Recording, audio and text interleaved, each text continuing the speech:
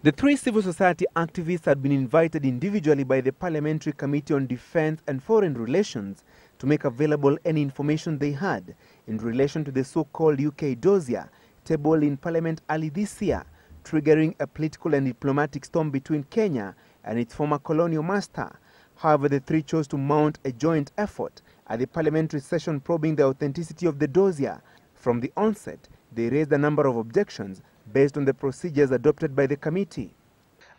Unfortunately, Mr. Chair, I am sorry to disappoint you very much, but I have not seen this document before. And I'm very sorry, Mr. Chairman, that there are some things that do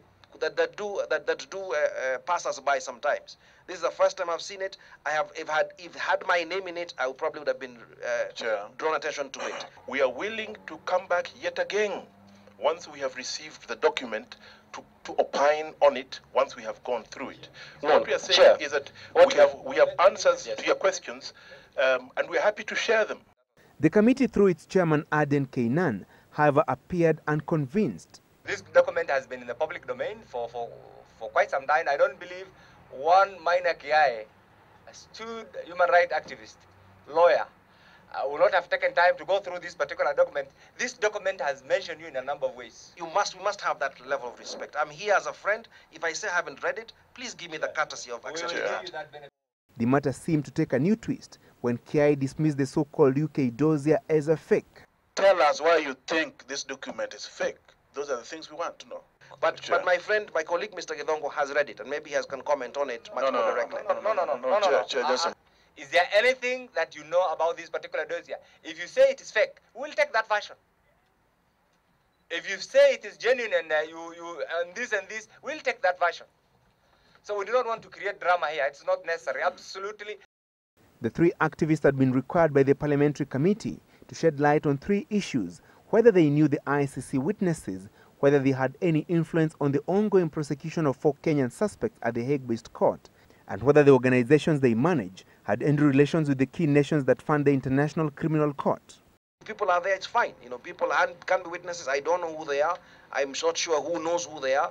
But I have absolutely no apologies to make for having relationships with people who might be witnesses. I think that's fine. You asked us 3 questions.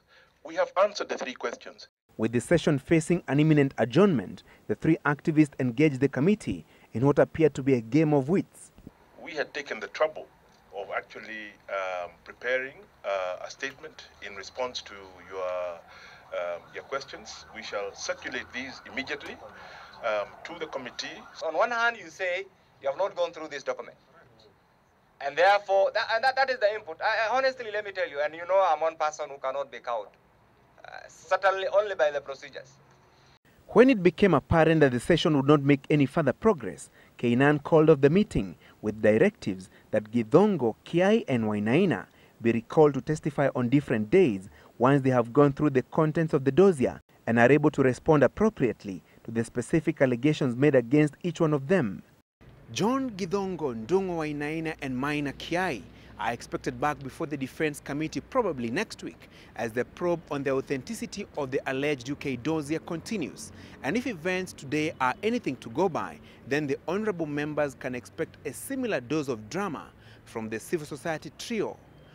Francis Gachuri, Citizen Live at 9, Nairobi.